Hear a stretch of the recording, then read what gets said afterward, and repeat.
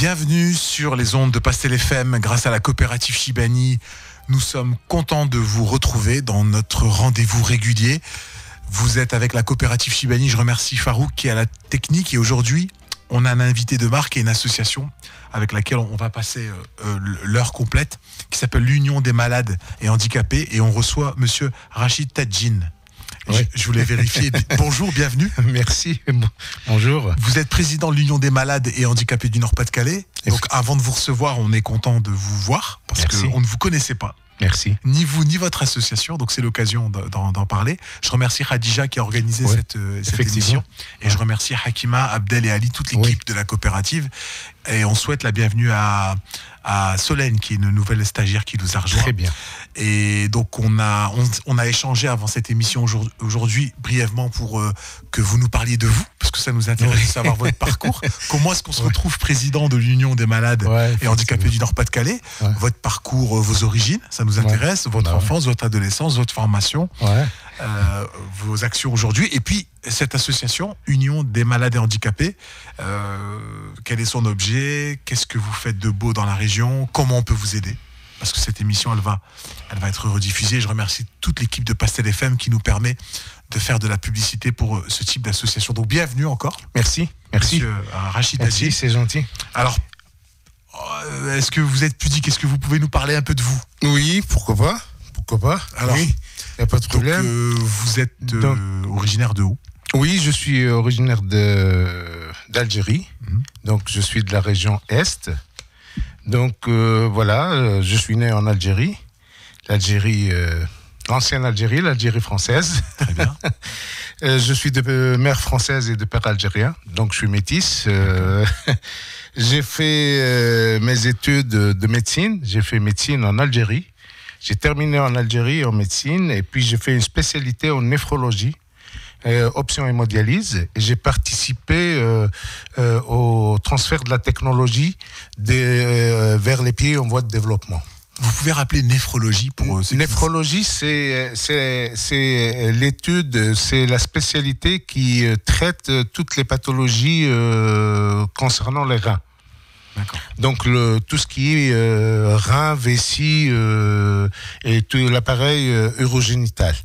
Voilà, donc j'ai fait mon CES, certificat d'études spécialisées en néphrologie, option hémodialyse. Et puis en ce temps-là, en Algérie, et en Tunisie, et au Maroc aussi, au Maghreb, il y avait un manque de centres d'hémodialyse, si je n'ose dire, pas du tout. Donc, les caisses de sécurité sociale, avant, ils envoyaient leurs malades ici en France. Et comme vous le savez autant que moi, qu'un malade avec une insuffisance rénale terminale, et il est hémodialysé. Maintenant, on a évolué, il y a les greffes, etc. Mais en ce temps-là, il n'y avait pas assez de greffes. Et donc, si on envoie un jeune ici avec une prise en charge totale, il est condamné à rester en France. Parce que c'est 3 fois par semaine les séances, et donc il est coupé de sa culture, coupé de sa famille. Il y a tout un des aléas sur le plan psychologique qui sont importants. Et il y a eu une réflexion sur ce thème, et les autorités, surtout les décisions politiques, ils ont décidé c'est ce qu'on appelle la Convention algéro-française de 1980, et qui a fait qu'il y a un transfert de technologie vers les pays en voie de développement. Et donc, j'étais parmi les premiers qui ont participé à ce transfert, et donc on a mis en place des centres d'hémodialyse. Au début, c'était dans chef-lieu de département, et donc on formait les jeunes médecins rapidement. Une année de spécialité simplement en hémodialyse. Ils n'étaient pas obligés de passer par la néphro, par toute la pathologie rénale. Et donc directement une année, et on ouvre des centres d'hémodialyse, et c'est que les gens restent chez eux, auprès de leur famille. Voilà. Ça se passe mieux en fait. Et au niveau du matériel? C'est mieux. Le matériel, c'est un matériel conventionné avec la France, avec l'Allemagne aussi. Donc les Fresenius, on les ramenait d'Allemagne. Des États-Unis aussi, on a ramené pas mal d'appareils. Et là, il y a des formations.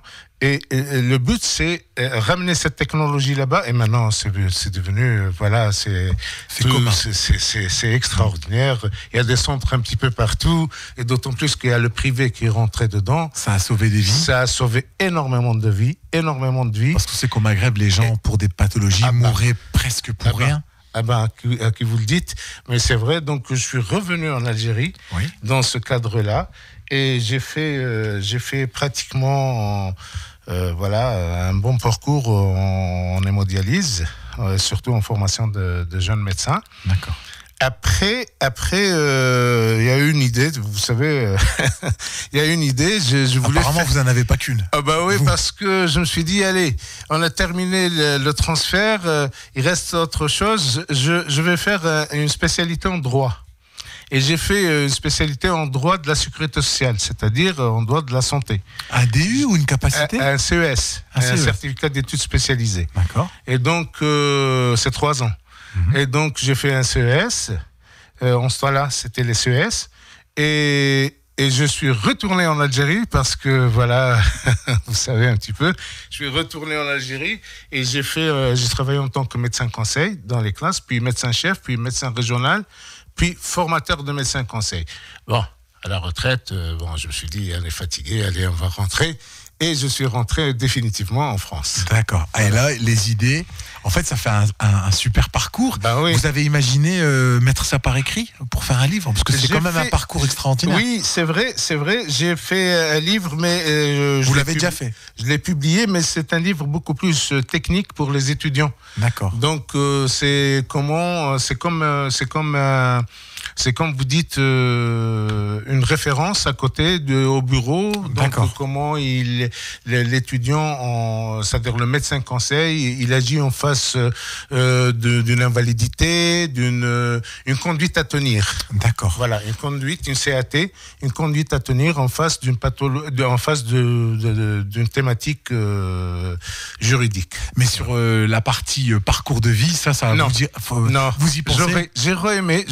Il n'est pas trop tard, vous êtes un jeune retraité. Bah ouais, j'aurais aimé parce que c'est vrai que j'ai pas fait que l'Algérie, hein, j'ai fait pas mal de pays aussi. Alors dites-nous, vous avez été où ? Ouais, j'ai fait pas mal de pays, j'ai fait le Mali, j'ai fait la Tunisie, j'ai pas fait que le Maroc, je sais pas pourquoi. D'accord, peut-être que ça sera un jour l'occasion de le faire. J'aurais aimé, j'ai fait l'Égypte.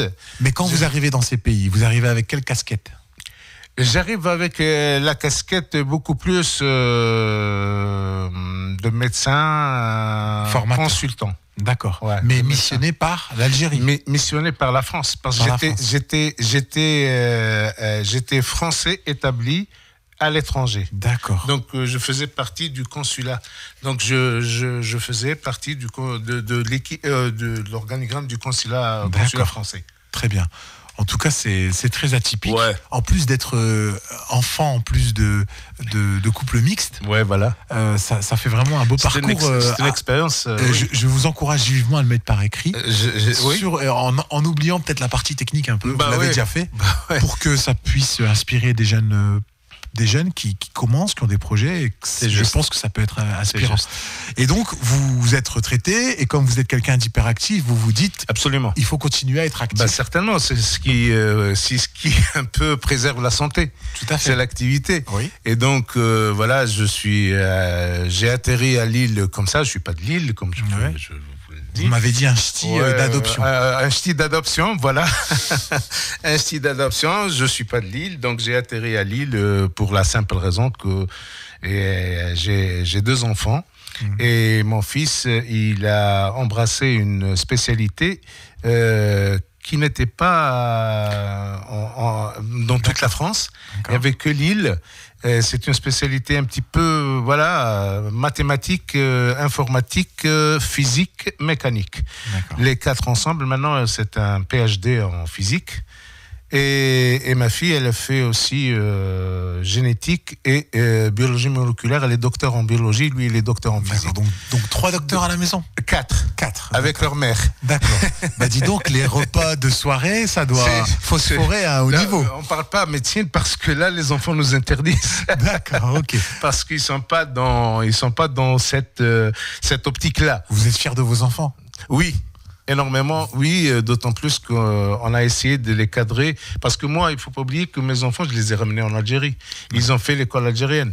Et donc, ils ont passé le bac français. Et c'est juste pour avoir la culture arabe. Je ne voulais pas qu'ils... Voilà. Donc, ils ont appris l'arabe, ils parlent l'arabe. Ils ont bien la double culture. Absolument. Je tenais à ça comme moi, je l'ai eu. Et je tenais à ça. Et c'est quoi les autres valeurs? Parce qu'on continue de parler de vous encore avant de parler de l'Union des malades et des handicapés. Pour vous, c'est quoi les valeurs qui sont importantes que vous avez transmises à vos enfants et qui sont ces valeurs que vous avez trouvées de part et d'autre de la Méditerranée? Oui, bien sûr. Vous savez, les valeurs, si on y va à citer les valeurs, c'est lent. Si vous deviez C'est lent, mais si je dois, c'est premièrement la rigueur dans le travail. Là, ça, pour moi, c'est une valeur. Il faut faire un bon travail. Et lorsqu'on fait un travail, on le fait bien ou on ne le fait pas. Ça, c'est la rigueur dans le travail pour réussir. De 2, l'altruisme.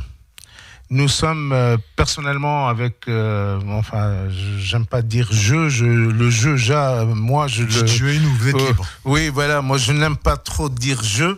Nous, on est beaucoup plus altruiste et c'est notre philosophie dans la vie. Et de par notre religion, de par notre arabité, de par notre humanité envers l'humain, donc on est très altruiste et c'est une valeur exceptionnelle. Et surtout, lorsqu'on est altruiste, c'est aimer l'autre. Aimer l'autre avec tout ce qu'il a comme différence, comme voilà. Donc c'est très important. Je crois qu'on vous rejoint parce qu'à Pastel, c'est des valeurs qui sont fortes. Ouais. Et ce sont des valeurs humanistes et progressistes qui nous font avancer. Absolument. Et c'est ce qui fait un peu l'ADN de la radio. Absolument. C'est de faire intervenir des gens comme vous. Et franchement, votre parcours, il est incroyable. Et je suis toujours un peu surpris. On croit connaître du monde. Les sociologues disent qu'on connaît 3000 personnes dans notre vie. C'est une moyenne. Des fois beaucoup plus, des fois beaucoup moins. Ouais. C'est une moyenne. Ouais. Et des fois, on se dit qu'il y a toujours des gens qui ont des parcours extraordinaires et qui ne sont pas très connus.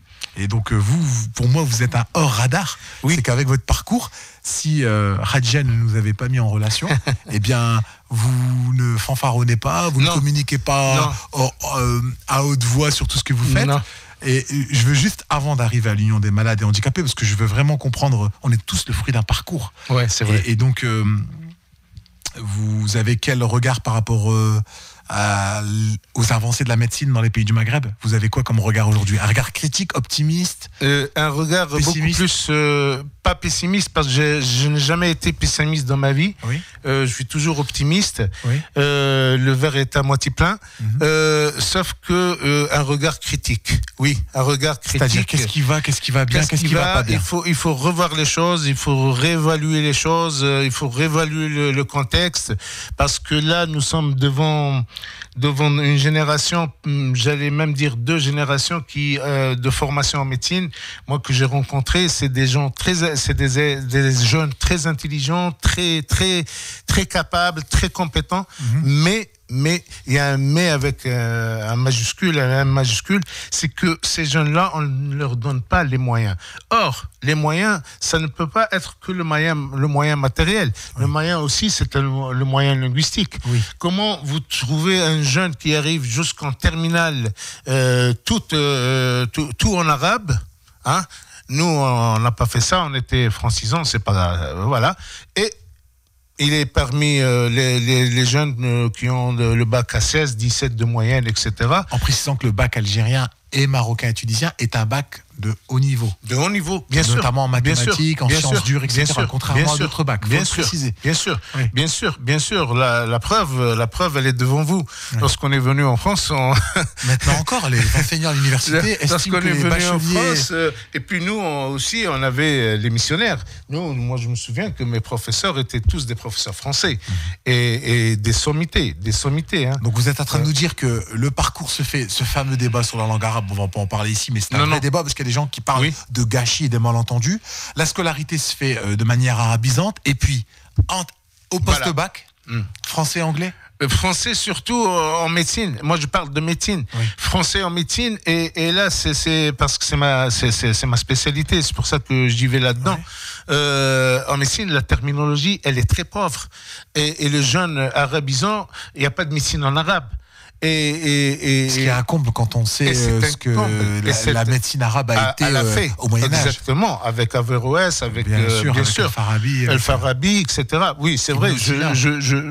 Oui. Mais malheureusement, il faut prendre les choses telles qu'ils sont actuellement. Les standards internationaux, c'est l'anglais et le français. Oui, voilà. Éventuellement l'espagnol pour les médecins cubains. Et surtout la médecine actuellement, la médecine française, elle est une médecine de pointe. Il faut le dire. Il faut dire. Notamment sur les premières greffes, les premières opérations. Exactement. Et un jeune qui a fait tout son parcours en arabe, de but en blanc, il se retrouve en première année de médecine avec tout en français. J'imagine un peu la situation. Et il fait des efforts, c'est normal. Il fait des efforts, mais moi je trouve qu'il faut peut-être revoir ce système. Et du coup en Algérie, il n'y a pas des gens qui proposent une sorte de préadaptation au lycée pour anticiper ce choc culturel linguistique? Pour le moment, je ne le sais pas. Je ne peux pas m'avancer sur ça. Mais nous, au moment où mes enfants ont fait leur étude, c'était le français et l'option arabe. Donc la littérature française, par exemple, il est en bac lettres ou en seconde lettres, il l'a fait soit en arabe, soit en français. En sciences aussi. Sciences, on fait sciences arabes, sciences français. Voilà. Celui qui veut être, par exemple, il va faire biologie, il veut être prof de biologie en arabe, et ben voilà. Mais en médecine, non, je pense qu'il y a certaines sciences que, malheureusement, et même, j'irais même à dire qu'il faut l'anglais. Parce que maintenant, toutes les publications sont en anglais. Tout à fait. Et les publications, que ce soit voilà. Nature, Science. Oui, voilà. Donc l'anglais, maintenant, elle prime. Donc je continue dans mes questions avant d'arriver à l'Union des malades et handicapés. La coopérative Chibani, c'est un projet qui date de pas mal d'années. Elle a comme objectif de faire de l'intermédiation culturelle pour les personnes âgées d'origine maghrébine, mais pas seulement. Ça peut être aussi des personnes âgées qui sont en difficulté avec la langue française, et il y en a qui sont autochtones au sens culturel du terme, c'est-à-dire des Gaulois, et c'est pas péjoratif dans ma bouche, des gens qui ont des difficultés à accéder aux soins. L'accès aux soins, c'est un gros dossier en France, aux aides sociales. Vous, quel regard, avec votre expérience, vous portez sur la gestion du Covid au Maghreb et ici concernant les personnes âgées? Il y a eu des loupés, il y a eu des réussis, c'est catastrophique, c'est moins catastrophique que ce qu'on pense. On sait qu'il y a manqué de matériel à un moment. Mais pour les personnes âgées en particulier. Vous parlez au Maghreb? Au Maghreb, et puis après sur ce que vous savez ici. Est-ce que vous avez... Au Maghreb, je pense qu'il y a eu, du moins en Algérie, il y a eu une très bonne prise en charge. Même s'il y a des fois c'était un peu la panique sur les machines pour donner de l'oxygène, les aspirateurs, non, pas les aspirateurs. Allez. Moi, je l'ai perdu. Le mot m'échappe, mais voilà. Bref, les appareils qui fournissent de l'oxygène. Voilà. Zidane avait fait un don assez conséquent. Oui, qu'il y a des gens qui ont acheté. La problématique ne se pose pas à ce niveau-là. La problématique se pose surtout en épidémiologie. Oui.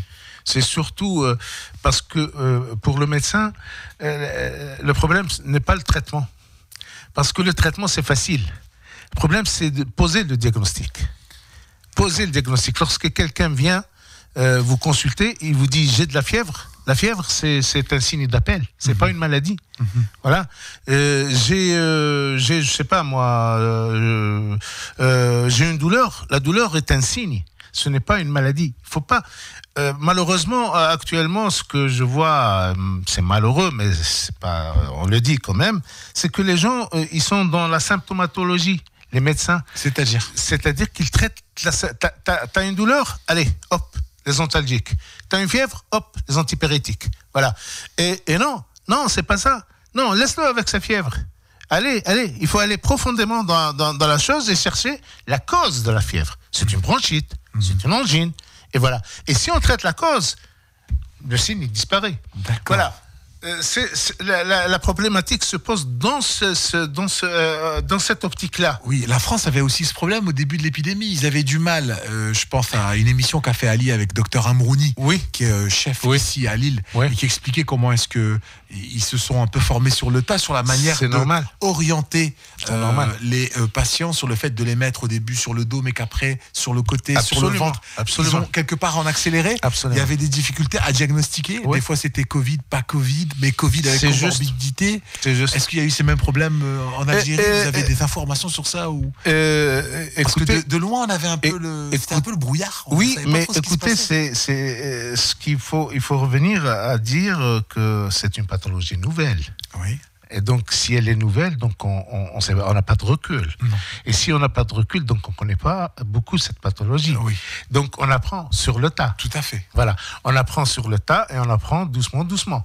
Et donc, c'est comme ça que, comme vous l'avez bien dit au début, pour l'oxygénation, surtout les atteintes pulmonaires, on mettait sur le ventre, le malade sur le ventre. Maintenant, on s'est dit, non, il y a une ampliation thoracique importante, donc il y a une bonne oxygénation. Non, il n'y a pas la peine de les mettre sur le ventre.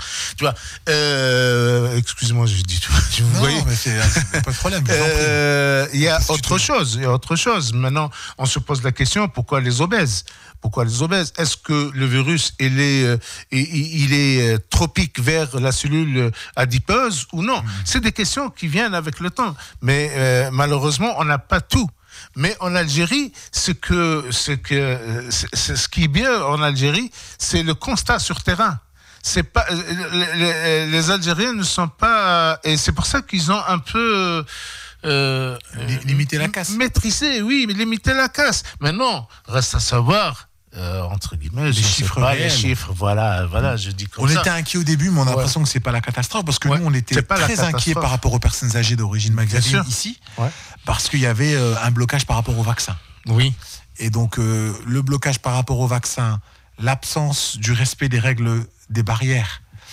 On va citer le docteur Lamar, qui est notre ami, qui est docteur connu dans les médias, qui expliquait que c'était pas propre à Roubaix, mais qu'il y avait des personnes qui avaient du mal à respecter certains gestes barrières parce qu'il y avait des codes culturels. Bien sûr. Et il y avait cette peur du vaccin. Bien sûr. Est-ce que ça, vous l'avez vu, vous aussi, avec votre regard d'expert, qu'il y a des gens qui disaient « j'ai plus peur du vaccin que du Covid », alors que les statistiques disaient que... Oui, il y a même des amis. Oui, ça, on l'a tous eu. Et je vais aller plus loin. Des médecins. Oui. Des médecins qui se sont vraiment exilés. Et c'est tout, j'allais dire, le charme de cette maladie. Oui. Non. Vous dites le charme. Justement, j'allais dire ça. C'est tout la complexité de cette maladie, c'est que des médecins spécialistes dans le domaine. Moi, je suis pas spécialiste, je peux pas m'avancer sur ça. Mais il y a des médecins spécialistes qui sont en contradiction totale avec leur thèse. Et moi, en tant que citoyen lambda... Non, vous pouvez pas dire ça. Non. Si vous étiez, mais je me mets à la place... Ah oui, d'accord. Je me mets à la place... pas compris. Okay. Non, je me mets à la place je me mets à la place du citoyen lambda. Il est perdu. Et il est perdu, mon ami. Et vous savez que même au sommet du gouvernement, quand le conseil scientifique se réunissait sur certains arbitrages, il y avait des fois 2 propositions de scénario. Exactement. Et que le gouvernement se disait, mais... Et il en profitait pour faire des arbitrages en disant, mais vous n'êtes pas d'accord. Et il y avait des modulations statistiques qui disaient, si on fait ça, il se passe ça. Et c'est vrai que de ce côté-là, c'était assez incroyable. Je voulais juste ajouter un mot. Il faudrait revenir aussi à la base de la médecine. La médecine n'est pas une science exacte. La médecine, c'est une science expérimentale. La médecine n'est pas une science exacte. C'est pas l'image qu'on a de la médecine. Exactement. Notre médecin, il nous dit pas ça. Ah non, la médecine n'est pas une science exacte. Le médecin n'est pas tenu par une obligation de résultat. Obligation de moyens. Elle est tenue par obligation de moyens. Mais en général, on lui donne de la crédibilité qui se rapproche des sciences dures. Mais il n'est pas tenu parce que la médecine n'est pas une science exacte. Et c'est pour ça que nous, on arrive à un certain moment, surtout en néphrologie, à poser un diagnostic, mais on n'est pas sûr. Et à la fin, on dit, allez, voilà, je vais dire ce mot-là. On fait un test thérapeutique. C'est quoi un test thérapeutique? C'est parce que je suis entre 2 diagnostics. Alors ça se traite avec la rovamicine, mais ça se traite avec la pénie. Je vais mettre la pénie et on va voir. D'accord, c'est ce qui explique peut-être que chez les personnes âgées, il y avait des débats, de l'inquiétude, et que même quelqu'un comme le professeur Raoult a pu être clivant sur certains propos qu'il a tenus. Ce que vous dites, ça me rappelle les politiques publiques. Oui. Quand tu as une politique publique, enfin, en tout cas c'est ce que des politologues écrivent, il y a des obligations de moyens mais sans être sûr du résultat. Absolument. Parce qu'il y a un côté expérimental. Quand vous dites que vous allez parler à 4 millions de personnes, vous n'êtes pas certain, c'est pas des robots. Non. Qu'est-ce que ça va donner comme résultat? Donc, j'avais pas fait le lien avec la médecine. Donc, après ce parcours qui, je l'espère, Inch'Allah, vous allez écrire oui. Sur papier, qu'est-ce qui vous amène à l'Union des malades et handicapés? Un pur hasard.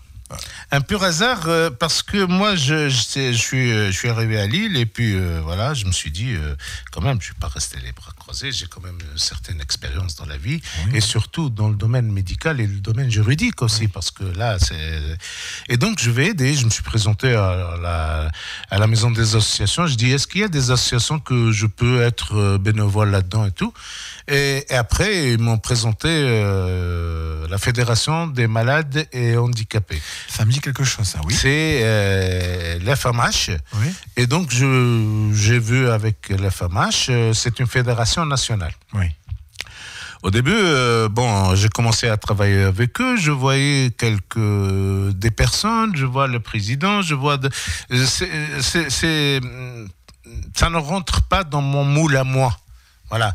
Donc, je voyais que des gens téléphonaient à la sécurité sociale pour vous dire tel dossier, mais non, ça ne rentre pas dans mon moule. Et après avoir vu ça, j'ai trouvé beaucoup de Maghrébins qui venaient voir cette association, mais qui n'ont jamais eu gain de cause.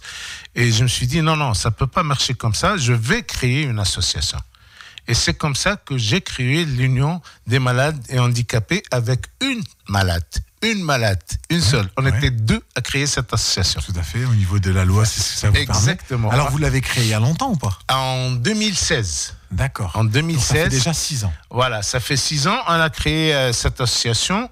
On a déposé les statuts et tout. Et l'Assemblée Générale était à 5 ou 6 personnes, mais c'est juste pour... Des fois, il ne faut pas grand monde pour faire des grandes choses. Et je vous rassure. Et je vous confirme. Et après j'ai commencé à faire des permanences au sein de la maison des associations de Lille. Donc, on m'a donné deux demi-journées. Je me souviens, c'était le lundi et le mercredi après-midi. Donc, je recevais des malades, on discutait un petit peu sur les problèmes qu'ils rencontrent, etc. Et petit à petit, j'ai recruté des malades, c'est-à-dire dans le cadre de leur dossier, et je faisais beaucoup plus du juridique, les problèmes qui sont avec la CPAM, les problèmes avec l'MDPH, tout ce qui concerne ça. En sachant que vous avez votre double casquette qui est atypique, oui. C'est-à-dire vous avez la grande compétence en médecine, absolument, de professionnel, absolument, et la compétence juridique. Absolument. C'est atypique ça comme profil, et c'est tellement important. Parce qu'on est dans une société exactement, cloisonnée. Exactement, c'est ce qui a fait que maintenant nous sommes 200. Il y a 200 adhérents dans l'association, c'est-à-dire des gens qui sont... Et nous sommes à pratiquement 76% de réussite dans les dossiers. D'accord. Devant l'MDPH, devant la CPM et devant le pôle social du tribunal de grande instance de Lille. D'accord. Parce que moi, j'assiste aussi les malades devant le juge. Et je défends mon malade. Vous êtes partie civile ? Ou on peut pas parler comme ça, non? Non, nous ne sommes pas dans le pénal. Vous représentez dans le civil? Non, parce que le malade peut se présenter avec son avocat, un de ses proches, une association, et nous, on se présente en tant qu'association, parce que le pôle social, il faut comprendre qu'au niveau du pôle social, ce n'est pas comme le tribunal de siège. Il y a un médecin qui siège au pôle social. Et ce médecin consulte sur place. D'accord. Au tribunal. Il y a un cabinet médical derrière la salle d'audience. C'est bien fait quand même. Ben oui. Et donc moi, comme vous l'avez dit, j'ai les deux casquettes, je peux rentrer avec mon malade et l'assister devant le médecin. On ne vous oppose pas le secret médical ? Non, parce que moi, je fais déjà signer dans notre protocole le consentement à nos adhérents. D'accord, très bien. On leur fait signer. Et donc, c'est extraordinaire ce que vous faites. Comment est-ce qu'on peut vous aider? Comment est-ce qu'on peut relayer? Parce que c'est d'utilité publique ce que vous faites. Nous, on fait la même chose avec un avocat et une assistante sociale. Mais pas avec le même profil. sur de l'administratif et sur des dossiers de santé, ils sont rares, ils sont plutôt rares. C'est plutôt sur des questions de titre de séjour ou des personnes âgées qui ont du mal et on voudrait augmenter des permanences d'écrivains publics parce que ça manque. Il y a beaucoup de gens qui ont besoin d'avoir quelqu'un qui écrit des courriers, comme on voit au Maghreb des gens dans la rue, j'ai l'image au Maghreb de l'homme dans la rue, avec sa machine à écrire. Sa machine à écrire, oui, c'est vrai. C'est quoi les dossiers qui reviennent souvent et comment on peut vous aider? Alors, nous, généralement, le malade, lorsqu'il se présente chez nous, il se présente en fin de course, c'est-à-dire après un rejet. Oui, d'accord. Fin de course, donc on reprend le dossier à zéro. Personnellement, je reprends le dossier médical, carrément. Je fais le dépouillement du dossier médical, qu'est-ce qu'il a comme pathologie, je vois tout. Et je reprends le dossier de mon confrère ou mon cancer qui a suivi ce dossier. Qui a certifié, qui a donné, prescrit le certificat. D'accord. Donc, j'interviens à ce niveau-là avec mon confrère. Je l'appelle ou je lui envoie un mot lui disant que voilà, moi, étant spécialiste dans le domaine, je préfère cette phraséologie-là, je préfère cette sémantique-là. Ce qui va impacter l'instruction du dossier. Exactement. D'accord. Je préfère ça. Et c'est vrai que tous les confrères, ils sont très très bien. Toutes les consoeurs sont très très bien. On est très bien. On est sur la même ligne. Et voilà. Donc il refait le certificat. Moi, je refais un petit peu le dossier sur le plan. Et là, on refait la demande. S'il y a un rejet, au moins, moi, si j'y vais avec lui au tribunal, j'ai les éléments nécessaires pour plaider. Et puis, les personnes pourraient arriver avec un ténor du barreau, mais un ténor du barreau qui n'a pas la phraséologie et la sémantique médicale, ça vaut rien. Absolument, parce que moi j'étais devant des avocats et je les ai attaqués. Je les ai attaqués directement. J'ai attaqué même les médecins experts. Je dis non, mon confrère, c'est pas comme ça. Ça ne doit pas se passer comme ça. Est-ce qu'on peut vous inscrire au concours du barreau ou pas? Non, c'est une vraie question. Non. Vous voulez pas vous lancer ce challenge? Non. Je préfère être, comme je l'ai dit la première fois, altruiste. D'accord. Non, mais là, ça serait pas pour des raisons financières. Voilà. D'accord. J'évite les raisons financières. Mais je n'oublie pas de féliciter certaines personnes qui nous ont rejoints.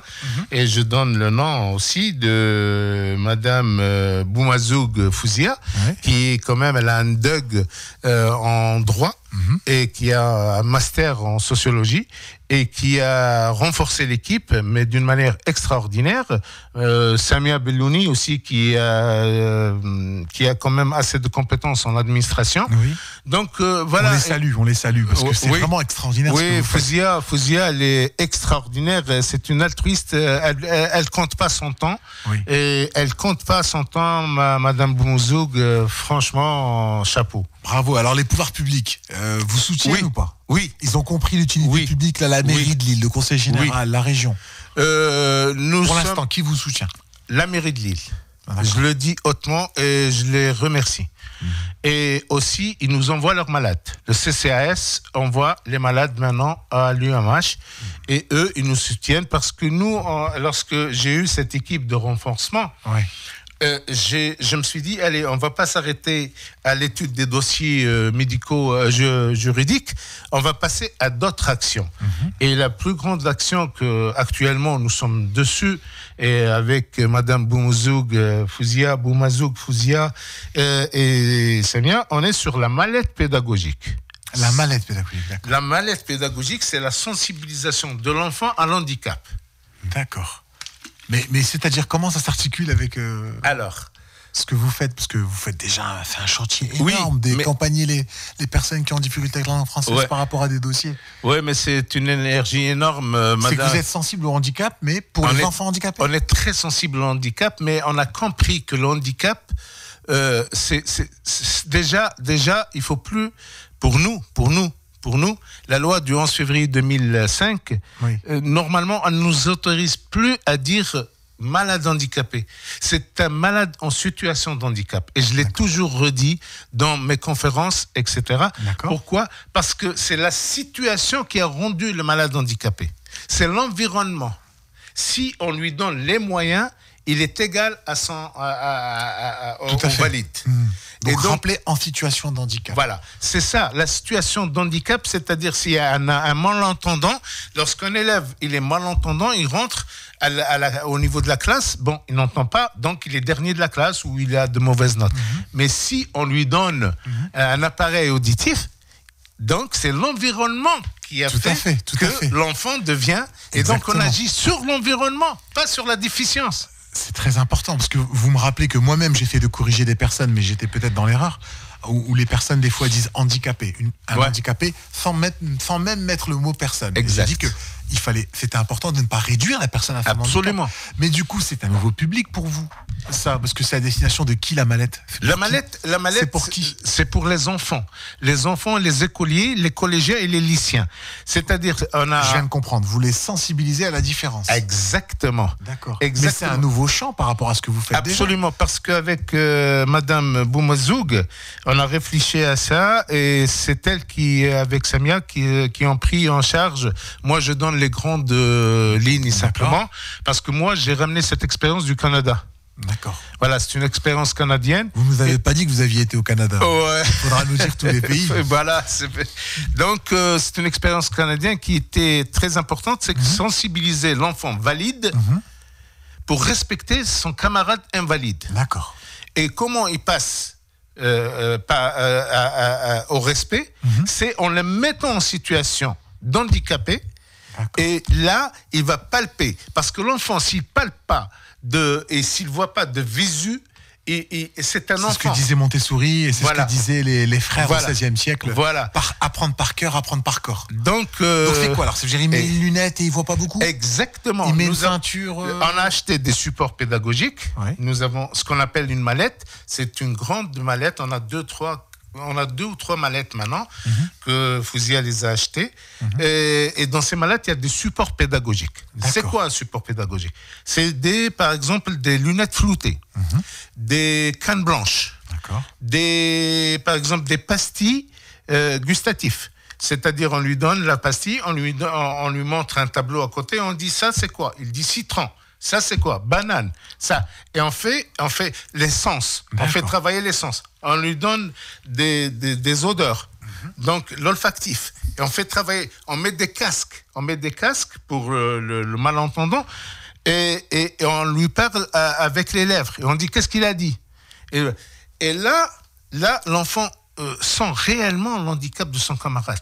Et à la fin, on lui dit, écoutez, vous avez dans votre classe une enfant malvoyante, parce que là, Yasmine... Qui vit tous les jours ce que vous avez. Voilà. Ouais. Et Yasmine, elle est parmi les premières.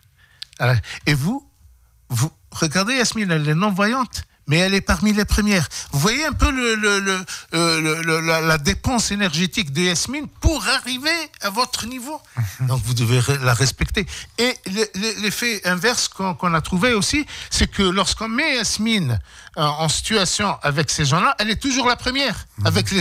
Et ça la valorise. Tout à fait. Ça la valorise. Et on a vu Yasmine avec ce sourire-là. D'accord. Et c'est très, très important. C'est magnifique. Et donc, vous avez ouvert un nouveau champ. On a ouvert un nouveau champ. Vous êtes sur 2 champs transgénérationnels. Actuellement, nous sommes sur le champ surtout de la sensibilisation des écoliers à l'handicap. Comment on peut vous aider? Là, si l'émission est rediffusée, on va rester en contact, parce que je remercie vraiment Khadija de vous avoir trouvé, parce que pour nous, c'est une énorme plus-value. C'est une expertise, une ingénierie, des compétences. Et nous, avec notre jeune association, qui a quelques années d'existence, mais d'un point de vue juridique, elle est un petit peu plus jeune, on va vraiment s'inspirer de ce que vous faites pour nous perfectionner. Je pense même que vous pouvez aussi nous former dans certains sujets. Comment on peut vous aider? Est-ce que vous acceptez les dons? Oui. Les dons, les bénévoles?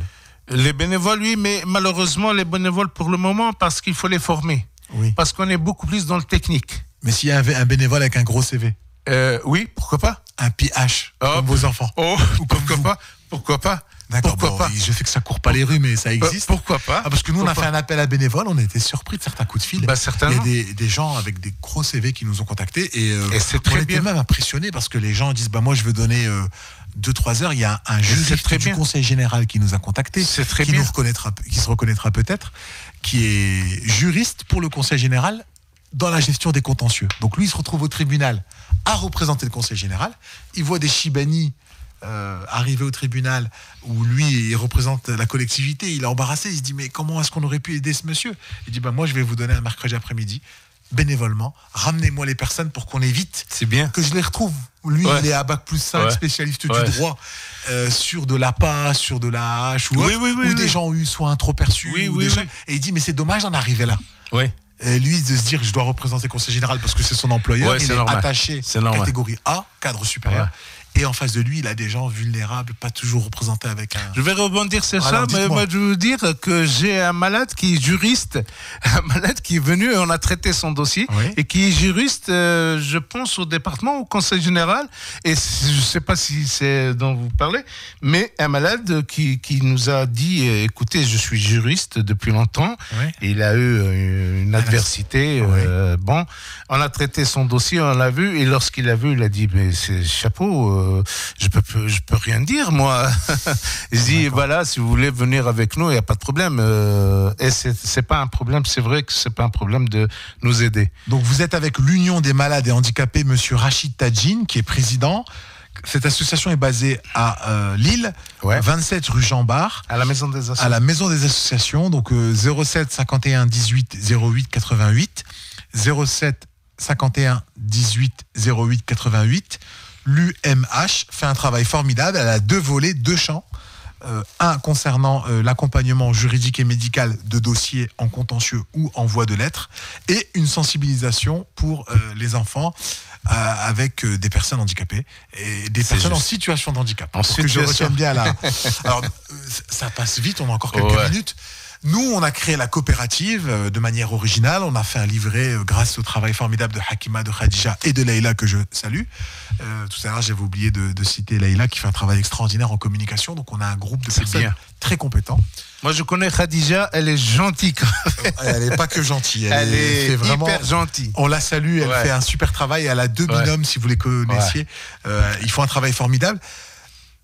On s'aperçoit, nous, qu'il y a beaucoup de personnes qui vivent un mal vieillissement, ce que les sociologues appellent le mal vieillissement. Il y a le mal logement, il y a le mal se nourrir, le mal se déplacer, mal se soigner, mal loger, et que les experts disent que c'est un cercle vicieux. C'est-à-dire que le mal se loger alimente le mal vieillissement, le mal vieillissement alimente des pathologies, et c'est un cercle vicieux. C'est juste.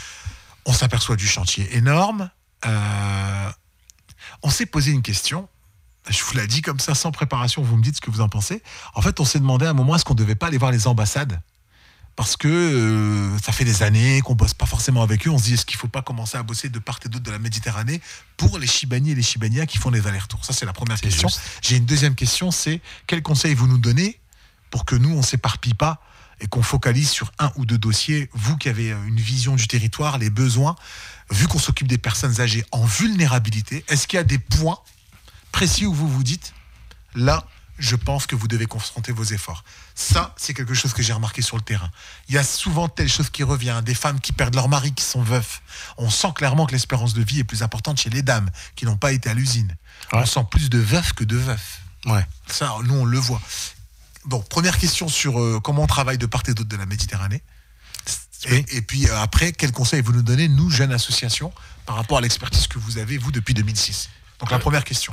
Vous savez, pour la première question, je ne suis pas trop spécialiste dans le domaine de... Vous ne le faites pas? Non, moi je ne le fais pas.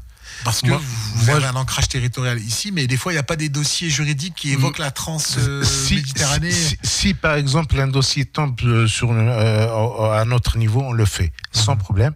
Mais malheureusement, on n'a pas de relais avec les diplomates. Ceci étant dit... Vous ne pensez pas qu'un jour, on devrait tous s'y mettre? Normalement. Mais est-ce que on doit pas commencer déjà par les consulats qui sont très... Pour aller à l'ambassade, il faut passer par le consulat de Lille, par exemple. Les consulats qui sont là et qui sont dans le travail de la proximité. Donc ça, c'est plus important. Déjà, si le consul algérien, marocain, tunisien prend conscience de l'État où il doit intervenir, l'ambassade suivra, je l'espère et je le pense, pourquoi pas. Pour la deuxième question, je vais vous répondre autrement. Allez-y. Je veux dire que, est-ce que vous connaissez Je réponds par une question, ça c'est mon prof qui l'a dit. C'est mon prof, il a dit lorsque vous n'êtes pas sûr d'une réponse, lorsque on vous colle dans une question, vous dites c'est une bonne question et vous répondez mal, c'est pas grave. Ouais. Donc je réponds pour dire, est-ce que vous connaissez la définition de la santé, de la bonne santé? C'est quoi? La définition de la bonne santé. Vous posez une colle. Ben oui. C'est pas une colle, mais la définition de l'OMS, c'est un bien-être. Et le bien-être en quoi? Le bien-être physique, c'est-à-dire pas de déficience physique, le bien-être psychologique, psychique, et le bien-être social. Et ça, c'est une conférence. Je ne connaissais pas cette définition-là. Hein? Elle paraît simple, mais je ne l'avais jamais entendue. Eh ben, c'est la définition de la bonne santé par l'OMS. D'accord. Et je rappelle que je vais intervenir le 7 avril sur demande du doyen de la faculté de médecine à Lille, devant les médecins et devant les étudiants en médecine pour l'accompagnement de l'handicap en général. D'accord. Et là, je rentre dans cette question-là. Alors. La question, c'est quoi? L'accompagnement. Lorsqu'on dit à un médecin endocrinologue ou diabétologue, quel est votre accompagnement du médecin? Il va dire, ben voilà, on va mettre la glycémie, on va normaliser la glycémie, on va mettre le malade sous traitement, et puis on va le suivre dans un accompagnement. Par exemple, il va faire diminuer le poids, en lutter contre l'obésité. Il va par exemple faire une activité physique adaptée, elle n'a pas, un régime alimentaire adéquat. Ok, ça c'est l'accompagnement du malade. Oui. Ok. Ça c'est sur le plan, ça c'est le médecin. Oui. Donc lorsqu'il sort, le malade sort de l'hôpital, il sort avec un accompagnement bien structuré, à pas, nourriture, limitation, etc. Oui. Et lorsqu'il sort ce malade, il rentre chez lui. Il n'a pas perçu. Il reprend les mauvaises habitudes. Non, il fait comme si non, il n'a pas perçu son invalidité depuis 2 mois. Hein? Il n'a pas perçu. Est-ce que vous allez trouver le malade bien? Il n'est pas bien. Est-ce qu'on va trouver la glycémie bien? Non. Faudrait-il accompagner peut-être les malades jusqu'au bout? Mais c'est-à-dire jusqu'au bout? Jusqu'au bout. Par exemple, la CPM. C'est qui? C'est un médecin. Oui. C'est un médecin conseil. Oui. Hein, qui intervient. Mais il intervient dans l'intérêt de qui? Normalement du malade. Mais actuellement, on a détourné cette philosophie. Il intervient dans l'intérêt de la CPM pour défendre les intérêt de la CPM. Alors que normalement, qu'est-ce qui paie la CPM? C'est le malade qui cotise. Tout à fait. Normalement, lui, il travaille dans l'intérêt du malade. Et l'intérêt du malade, c'est lui faciliter sa reprise de travail, c'est lui faciliter ses versements mensuels. Il n'a pas à courir, il n'a pas à faire une crise de panique et il n'a pas à aggraver sa situation physique, médicale. Tout à fait. Donc voilà. Vous avez une approche holiste, globale, et dans la continuité du soin. C'est un accompagnement, parce que c'est un malade. Et on revient à la définition du sociale. D'accord. Ce qui est intéressant, c'est que les psychiatres, j'ai étudié les psychiatres canadiens dans leur manière de traiter les TSA, les troubles du comportement. Et ils expliquent que dans le parcours, quand il y a une rupture, la rupture, elle provoque des dysfonctionnements et des pathologies qui doivent être récupérées après, qui font un double travail, et que les sociologues le confirment, les psychologues le confirment et les médecins psychiatres le confirment, dans l'accompagnement quand il y a une rupture, elle a comme conséquence de prendre de l'énergie dans le suivi du patient, et que c'est la santé tout au long de la vie, le bien-être tout au long de la vie. C'est une vraie question. Hein. Voilà. C'est là où personnellement, c'est là où je veux toucher le point de sensibiliser les jeunes médecins que ce n'est pas parce qu'il a quitté l'hôpital normalisé, parce qu'il a quitté le service normalisé sur le diabète, son hypertension ou sur autre pathologie psychique et surtout psychique, parce que on le laisse. Non, on ne le laisse pas. Non, on ne le laisse pas. Parce que nous avons des médecins, des confrères qui sont médecins conseils. Et on prend le téléphone et on les appelle. Et on leur dit, écoutez, mon malade, il n'a pas reçu sa retraite depuis tant. Et là, va pas m'aider dans le traitement de ce malade-là. Pourquoi? Pour la simple raison que mon malade fait une névrose ou fait une crise, une attaque, je sais pas, un syndrome anxio-dépressif, ça ne peut pas l'aider. Ça ne peut pas l'aider du tout. C'est vraiment vous soulever des points complexes. Est-ce que vous accepteriez d'intervenir dans un séminaire si on organise un colloque à l'automne ou à l'hiver prochain? Je suis là. On aimerait réunir toutes les personnes qui travaillent sur les thématiques de gérontologie liées à l'immigration. Ouais. Donc on est en contact avec le docteur Samaoli, je ne sais pas si vous connaissez. Non. C'est un gérontologue qui est spécialiste de ces questions. C'est bien. On nous a recommandé de travailler avec docteur Galou, je ne sais pas si ça vous dit quelque chose. Non. Il y a en fait des gens comme vous, il y en a plusieurs qui travaillent dans leur coin. C'est très bien, oui. Et en fait, on a déjà la chance de vous avoir vous. Merci. On a de la chance de les avoir eux. Merci. Et en fait, vous êtes plusieurs à faire un boulot formidable. Merci. Et en fait, nous, on aimerait bien, modestement à notre niveau, vous réunir. Ah, quand même, si. Pour qu'il y ait un petit peu la lumière sur ce que vous faites. Même, si. On va rediffuser, si Farouk est d'accord, l'Union des malades et handicapés, cette émission organisée par la coopérative Chibani. Nous, on espère vous demander à vous commander une formation, vous demander d'intervenir. Faire un repas avec vos bénévoles et nos bénévoles. Pas de problème. Parce que nous, il y a pas mal de choses qui se font et les filles font un travail extraordinaire. Même nous, mais j'ai pas. Voilà, on va vous montrer le livret qu'on a réalisé. Si j'ai 30 secondes, on fait des sorties. On les a amenés à Paris 3 ou 4 fois. Super. La dernière, c'était le 20 février. On a ramené nos adhérents à visiter le château de Versailles. Magnifique. Ouais. On demande des subventions à la mairie. Ils nous donnent des subventions, on ramène. Ouais. On fait les dîners. On fait le dîner pour les 2 dîners de juin et de décembre pour les adhérents. Et actuellement, nous sommes sur l'optique des étudiants et étudiantes, et surtout qui viennent du Maghreb. Ils sont sans bourse, et surtout les étudiantes ou les étudiants qui ont des pathologies. C'est un public qu'on ne connaît pas beaucoup, ça. Ah oui. Nous, on a eu un jeune étudiant qui était, on l'a secouré, des pathologies un peu profondes. Oui. Et on a essayé de lui être utile et ça a marché. Et on est fiers. Mon équipe, il y avait Samia, il y avait Fouzia toujours, qui est toujours derrière. Elle